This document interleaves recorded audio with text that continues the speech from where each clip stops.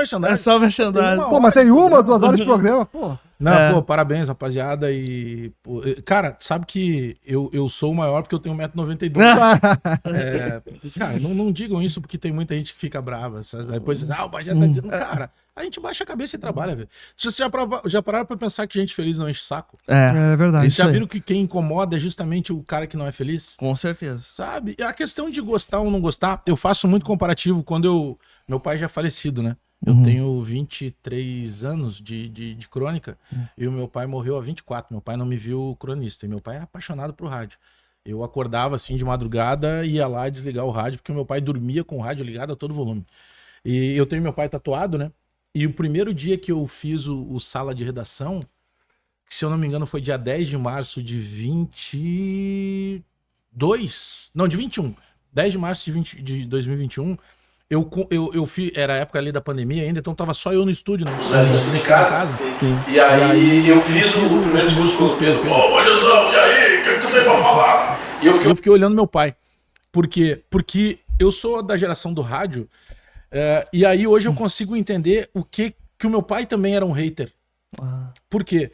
Porque eu lembro que o meu pai, quando ele concordava com o que o comunicador tava dizendo na hora da sala de redação, porque ele parava tudo pra fazer, tudo que ele tava fazendo na hora de sala pra falar, o que ele fazia, cara?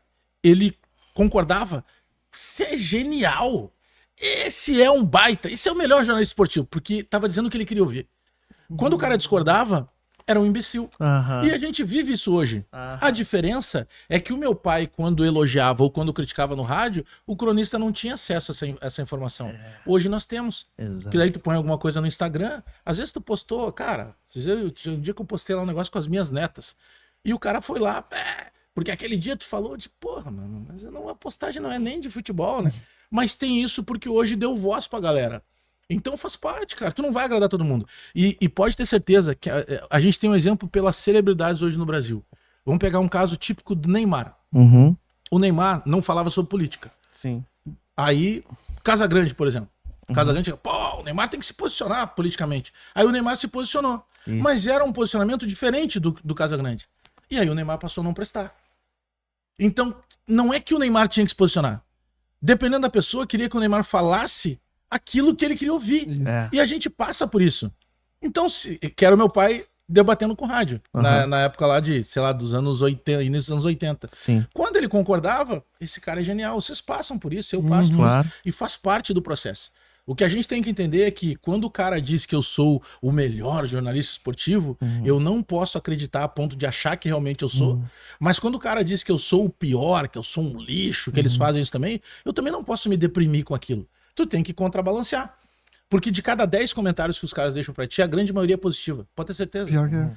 A maioria maciça da galera que segue vocês, Sim. gosta de vocês. Nem todos. Menos no Twitter. Não, menos no Twitter. Twitter é complicado. Mas nem todo mundo que segue a gente gosta da gente. Sim, O cara sim. segue às vezes porque ele gosta do conteúdo mesmo sem gostar de ti. Sim, Ou daqui a pouco sim. ele segue porque ele gosta de volta e meia lá brigar contigo. Mas a grande maioria é quem gosta de ti. Não tem como tirar isso. Só que onde é que tu dá mais valor às vezes? Ao cara que te critica. Com certeza. E às vezes o cara só quer aquilo. Então se tu não der aquilo pra ele, tu mata ele. Não dá aquilo pra ele. Não valoriza o cara que tá te criticando. Eu não tô dizendo que a crítica não é do jogo. Criticando não. Muda o termo. O cara que tá te ofendendo. Sim. Crítica é do jogo. Crítica. A resenha é do jogo. Sim. Mas ofensa não. É. Mas a gente pega, o cara te elogia, tu não dá bola. O cara te ofende, os caras botou aqui. Esquece ele, mano. Isso. Segue o baile. E qual é o nome do teu pai? Agnaldo. E tu acha que o Agnaldo seria um crítico teu? Cara, eu acho que ele seria um crítico porque ele era um cara muito atuante de futebol, mas ele tinha uma prática que era não aceitar que se criticasse o Grêmio.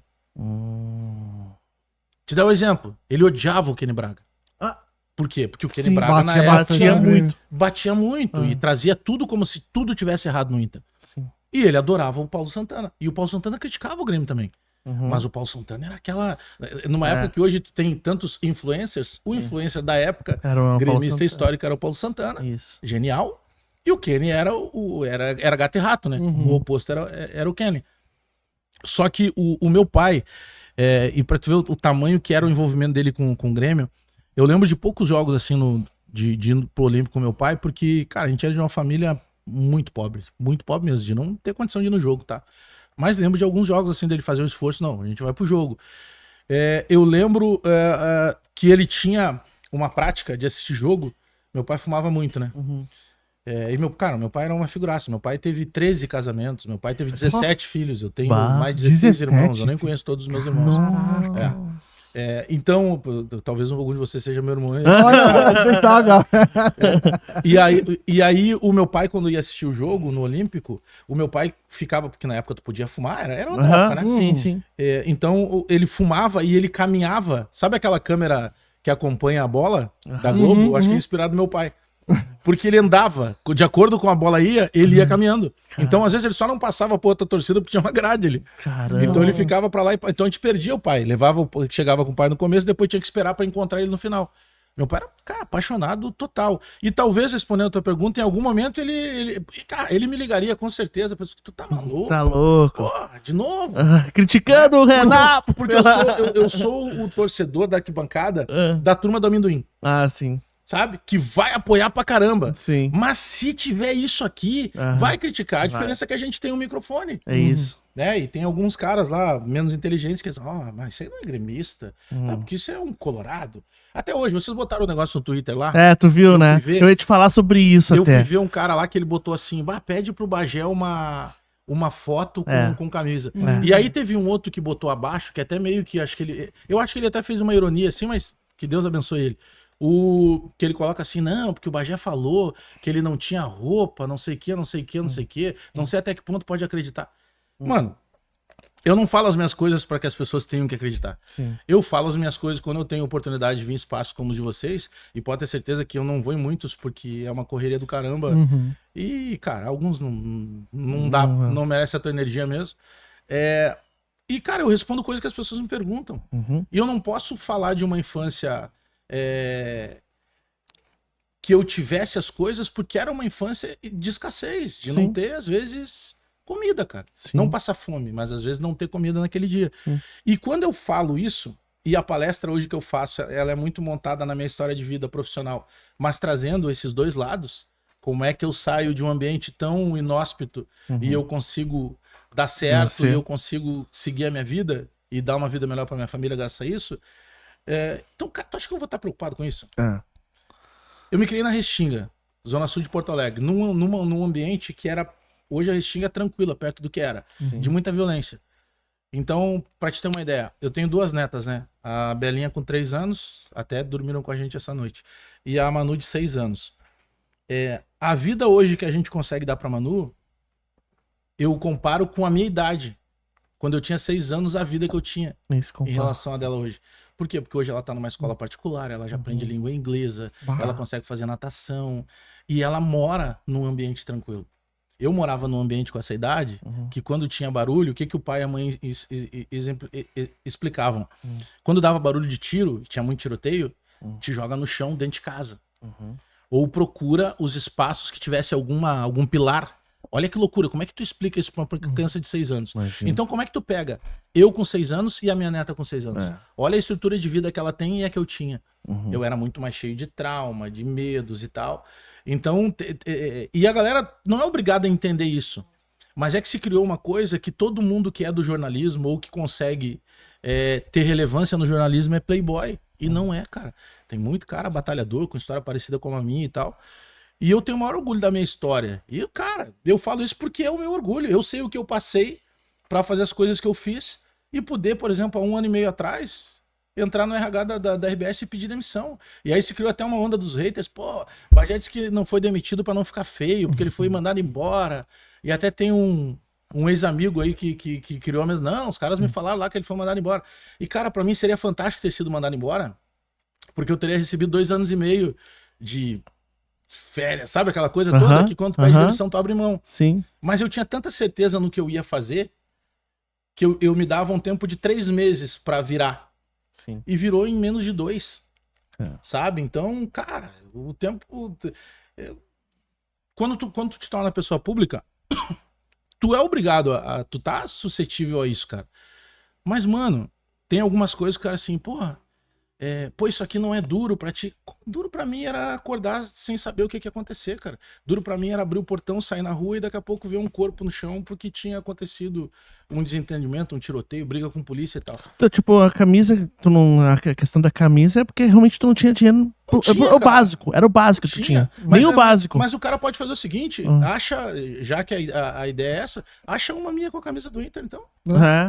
Se a dúvida do cara é essa... Sim. Então, mano, aí tu vê o tempo que tu pega assim, porra, cara. E quando é que tu comprou a tua primeira camisa do Grêmio? Ah, não, cara, aí é que assim, tem os anos 90, principalmente, camisa de futebol era de tu ir pra festa, sabe? A gente falava lá na Restinga, a gente chamava o som, que era o baile que tinha, como se fosse um baile funk hoje. Sim. Tinha um grupo chamado Jara Musisom, que era um grupo bombadíssimo. E ele tinha alguns lugares, assim, muito bombados em Porto Alegre. Um era um sindicato dos metalúrgicos, que é na Zona Norte, ali perto do Hospital Cristo Redentor. Existe até hoje o sindicato, mas não existe mais a festa. E o outro era o Secores, que o Secores é o centro comunitário da Restinga, né? Que era onde a gente tinha o lazer. Tinha duas formas de lazer na Restinga. É a escola de samba e o futebol amador. E a escola de samba, e por isso a minha ligação com o carnaval, de virar compositor, de ter projeto hoje lá no estado da Restinga, é justamente, cara, pra mostrar pros moleques, pros guris lá, que, cara, a minha vida era muito mais complicada que a tua e eu consegui ir à frente. Vai demorar mais, vai ser mais complicado de fazer, mas tu vai conseguir. Então, hoje, eu consigo, às vezes, dividir coisas com as pessoas que as pessoas se surpreendem. No Natal, eu peguei minha mãe na casa dela e disse assim, não, mãe, vamos passar comigo lá hoje. Aí você disse, mas eu não arrumei roupa. Mãe, vamos embora. Passei numa loja, comprei umas roupas pra elas. Não, vai ser assim. Não decidiu nada, vai ser assim. E aí eu tirei uma foto dentro do condomínio que eu moro hoje, não diretamente na frente da minha casa. E eu tava contando ali que quando eu tinha 7 para 8 anos, a minha mãe, cara, eu sou filho de uma faxineira e de um servente pedreiro, né? Então a minha mãe, ela me pegou pela mão e ela me levou num bairro que na época era um bairro de burguesia, que era o bairro de Ipanema, na zona sul de Porto Alegre, lá na beira da praia, casarões e tal. Mas não eram condomínios fechados, eram casas de rua. Até hoje tem lá. E eu lembro que ela me levou junto porque, cara, ela se oferecia pra trabalhar e ela sabia que daqui a pouco, se precisasse puxar algo mais forte, ela tinha um guri ali de 7, 8 anos já, né, um pouco maior. Mas por que eu cito isso? Porque eu nunca me esqueço que a conversa que a gente tinha era essa. Era chegar assim, pô, num casão, cara. A gente chamava casa de bacana, né? E a gente assim, pô, casarão, cara. Pô, essas pessoas aqui devem estar precisando de alguém pra trabalhar. Nunca me esqueço desse diálogo com a minha mãe. Então, também é viva. Minha mãe é viva, tá com 76 anos, com alguns problemas bem sérios de saúde, mas a minha mãe é viva. Ela tá com... Minha mãe tá num processo de perda de memória, uma situação bem complicada, assim, mas tá viva. Tá. E aí eu parei assim, então ela esquece muitas coisas, né? Então a gente começa a conversar e aí eu lembro ela de algumas coisas e cara, é muito duro isso, porque aí tu tá 15, 20 minutos com ela, aí daqui a pouco por algum motivo a gente mudou o assunto e ela esquece. Putz. E é muito louco, até tu não te consegue te acostumar com isso. Mas até tu tentar te acostumar com isso é mais louco ainda. É até complicado de falar disso, porque, sabe...